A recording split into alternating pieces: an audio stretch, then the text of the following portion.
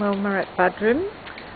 Jeff's just out picking some basil out in the rain so that he can make some pesto today and keep himself busy while it's been so wet.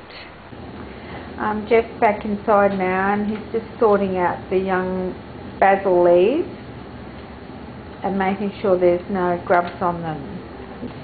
We're just picking out all the nice tender shoots here and the leaves and making sure there's no dirt on them or insects, and just discarding these heavier bits. And what I'm looking for is multiples of 4 ounces. So the recipe that we're using uses 4 ounces of basil. So in this bucket we've got nearly 2 ounces. We're looking for 400.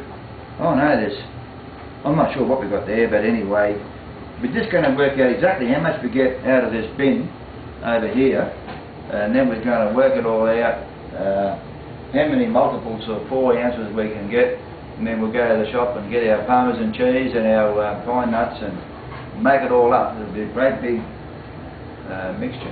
And we've chopped about the basil plants down to half, so we're just going to let them sprout again and bring them on with heaps of organic fertiliser, and then in a few weeks time we'll do the whole thing all over again, and when we've got enough pesto ice blocks in the freezer we'll pull them out and put something else in the garden. So anyway, we'll come back when we go a bit further.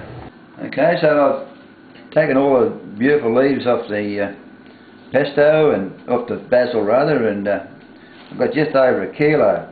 So I did my calculations and I've got 10 times the recipe, so I've got 10 times the amount of garlic. And so what I'm going to do is go through this recipe, and this is a classic pesto recipe, and I'll just tell you what this ingredients is. 2 tablespoons of coarse chopped walnuts or pine nuts, so we're using pine nuts and we're going to just lightly toast them. We've got 2 garlic cloves peeled. We're going to lightly toast the garlic and the pine nuts together. Just turn this off. And then we've got 3 tablespoons of extra virgin olive oil. We've got 4 cups of basil, about 4 ounces, which is 4 ounces. So I just decided to weigh it rather than try and work out the 4 cups. I've got half a cup of grated fresh parmesan cheese. That's 2 ounces, so I'm weighing that as well. So we've got half a teaspoon, I just gave a 1/4 teaspoon of salt. So we've got 10 recipes here we're going to make up, and so we've got 2.5 teaspoons of salt, and we've got 10 times all the rest of it. Okay, so we can come back when I... Okay, so we're just lightly roasting this stuff, these pine nuts and the garlic. Don't want to overcook them, so they're done now.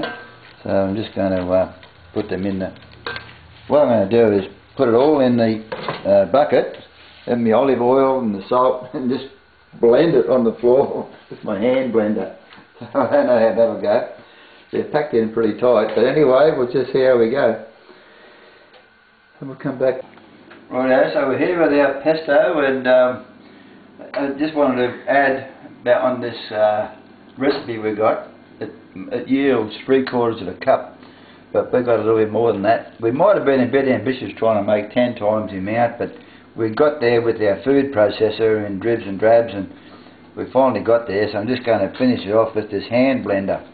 And, you certainly don't do things in a small way, do you, Jeffrey? No, well, we had it growing, and it took us a bit longer to sort of harvest it than what I anticipated. So, you know, I would have last time we did it 3 years ago, I did it in batches of 4 times the recipe, and so this time we've got 10 times the recipe. So it goes down really beautiful with potato, and you know, it really goes well, doesn't it? And everything we put it in. So you don't want to see me blending it with the hand blender, do you? What if I just blend it and then come back and we'll get it when it's finished? Right. So we're just slowly working our way around here with this little hand blender. seems to be doing a good job. So just taking the time and got a spoon, just stir it around and getting a really nice consistency. Every time I lick my finger I say, oh wow, tastes beautiful. Every time. Oh, tastes beautiful. So, well, last time we used our dry parmesan cheese, didn't we? That was alright. This is the fresh parmesan cheese. But I didn't know how much of the dry stuff to use, so I was just guessing then. But so this time we used the fresh stuff and we knew exactly how much to put in. So,